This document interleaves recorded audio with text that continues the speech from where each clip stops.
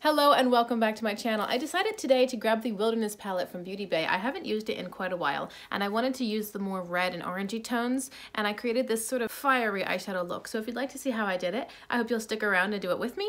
If you haven't been here before, welcome. My name is Rachel. I am a homeschooling stay-at-home mom who loves to play with colorful eyeshadow, in case you can't tell. I just love everything related to eyeshadow, so if you're interested in content like that, specifically tutorials, but also rankings, declutters, things like that, I hope you'll consider liking and subscribing. I do try to upload about 3 videos a week, and you can find me on Instagram at Shimmers and Silver. Now let's get right to it. I'm starting today's look using the Glam Light primer. It's called Icing in the shade White Frosting. I'm going to use this primer because this one works really well for shadows that crease on me. And Beauty Bay, with its more shimmer putty formula especially, it tends to crease on me more. And this primer is just so much better than my other one, particularly for creasing. But just in general, I prefer the Glam Light primer over the NYX that I've been using for months now. I feel like the NYX primer actually adds texture to my lids, and I don't want it to, but I still have some left in my little pot, and I hate the idea of waste.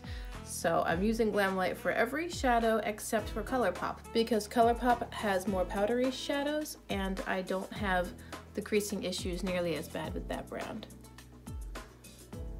I wanted to try a different application technique today. You guys are kind of my guinea pigs. I want to see how it works for me. I'm taking a kind of dense and pinched blending brush. You see it's pinched on both sides, so instead of being round, it's more of a line, but still fluffy-ish. And in the Wilderness palette today, I want to dip into all the reds and oranges and stuff. So I'm going to first go into the shade Poppy.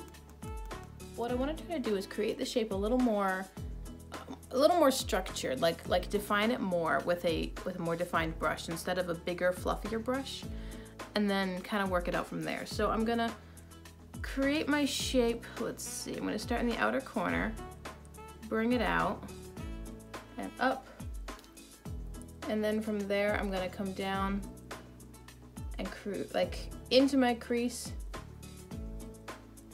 Yeah, I'm slightly above my crease and into my crease.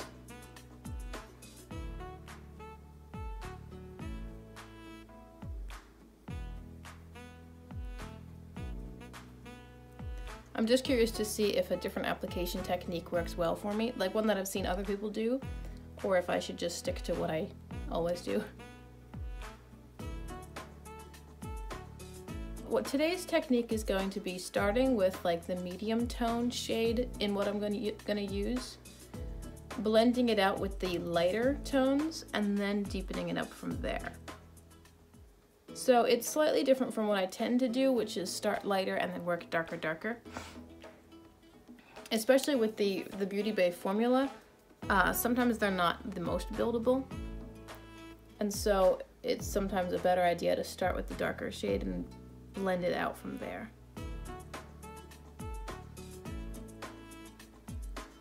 I am making sure that this color pulls down into my outer corner. So as far as bringing it onto the lid, I am doing that intentionally. Now there was one time where I used this red shade in the palette and it definitely pulled off more pink because I went lighter with it. I mean, I intended to have it pull more pink, but I don't want today's look to be pink, so I'm making sure I place plenty of pigment down so there's no question that it's red. I'll also be using the oranges and other red in this palette, so hopefully, end of the day, it definitely looks red. Okay, I'm gonna take the same brush, gently color switch it, and dip into the shade Marigold, which is the mustard yellow in the palette. And I'm gonna use that to blend out this red. So I'm gonna put it at the very edge of the red itself, and then just blend it up a bit. This kind of creates that fiery orangey red look that I'm thinking about.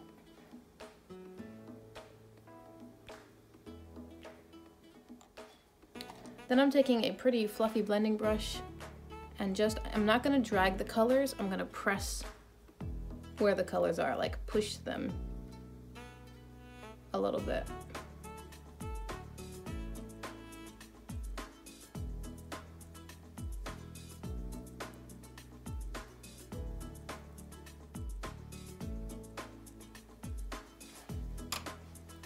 Okay, now that that color is diffused pretty well, I do want to define it a little bit more. So I'm gonna go back, I'm gonna color switch my brush just to make sure it's a little cleaner.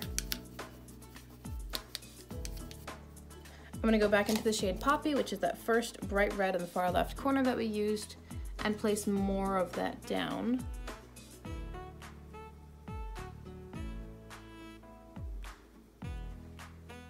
And go back into Marigold to do the same thing. Just put it on the brush and then place it down because I want the yellow to be clear.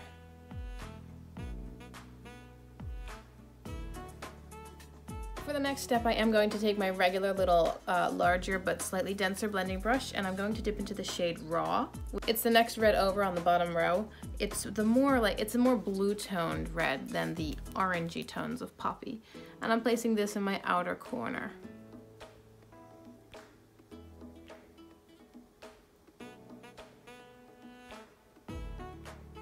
I'm now dipping into that same shade using a smudger brush, and I'm going to wrap this down my lower lash line.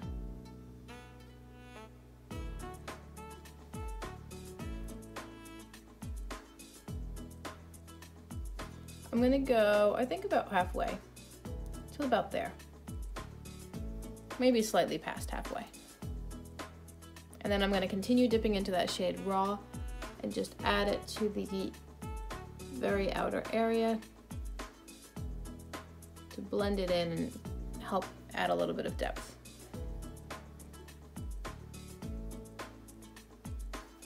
Now I'm going to take a small pencil brush and dip back into the shade Marigold, the mustard yellow, and run that on the rest of the lower lash line to the inner corner. Now for me, this is a dangerous color to lay on my inner corner, especially the lower lash line inner corner, because it can make me look rather unwell. So I'm probably going to end up topping this with a shimmer just to brighten up this area.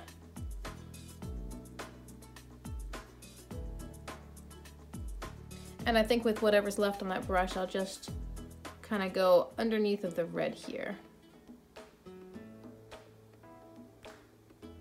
Now for shimmer, I was recently watching a video, and the woman was using, she was using one of those like old, the sort that you used to get in palettes all the time, the old foam applicator brushes, which I thought were obsolete, but I guess they're not. She was using that for the Beauty Bay shimmers, and it looked like it worked very well.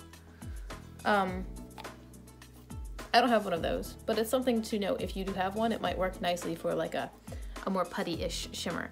But I'm going to take a flat C brush or flat shader brush and dip into the shade Heat, which is the center red shade bottom row. This is a shimmer formula. I'm going to put it on my brush and then spray my brush. And I'm going to place this on the center of my lid, working towards the inner corner.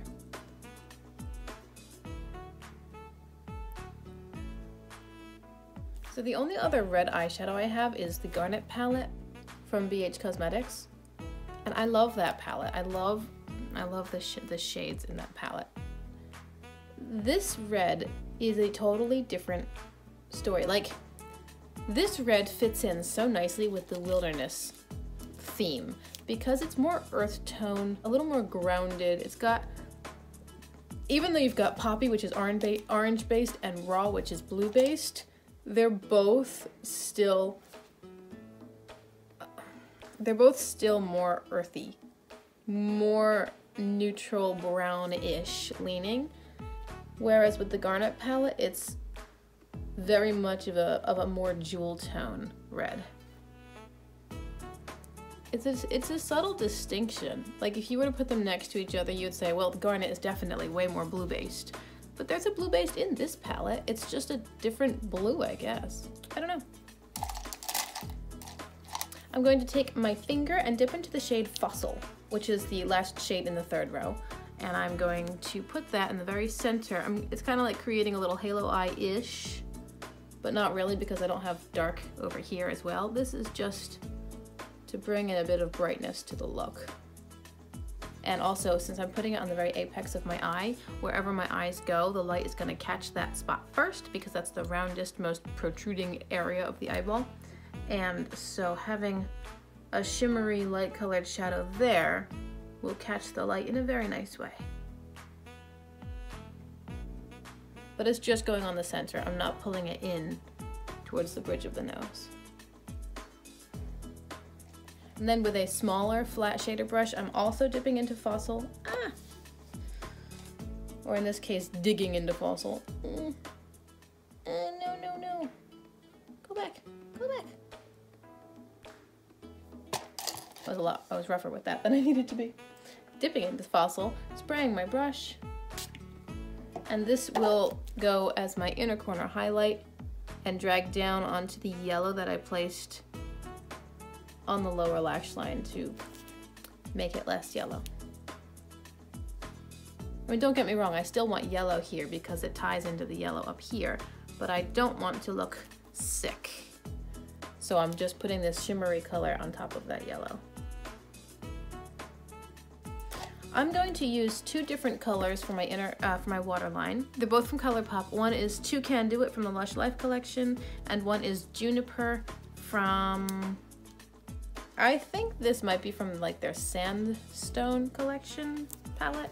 I'm not sure. I don't remember if they released eyeliners for that, but it's got like a little leaf motif on the cover, which is different from the leaf motif that I know is part of Lush Life. It's a little more pointy, a little more southwestern. I don't know. It's called Juniper, whatever it is. The brown I'm gonna place on the outer corner. That is broken. The brown I'm going to place on the outer corner of the waterline above the red. I'll have to find that piece before I grind it into the carpet. And then this is one of my favorite creme gel liners ever. This is Two Can Do It. I'm gonna place this on my inner waterline. Okay, this is pretty much everything as far as shadows go. I'm just gonna finish up and then come back and show you the end result. Okay guys, here's the finished look. I just love the fiery vibrance of this look. I think it's so pretty. I added some black eyeliner, mascara, a little bit of bronzer, and then I put a ColourPop lip oil on, and it wasn't as red as I wanted, so I actually dipped into my eyeshadow palette and took both raw and poppy and sort of tapped them onto my lips. So hoping that doesn't look crazy and does bring in a slightly more red tone to my lip color, because I don't have anything other than like two pinky lip oils from ColourPop. Anyway, this is the finished eyeshadow look. I think it's very pretty. I'm feeling quite spunky today, and I hope you enjoyed the video. I hope you enjoyed the look. Let me know if you try it yourself, follow along. Remember that you can like and subscribe if you want to see more of this sort of thing, and until we see each other again, have a wonderful day. Bye.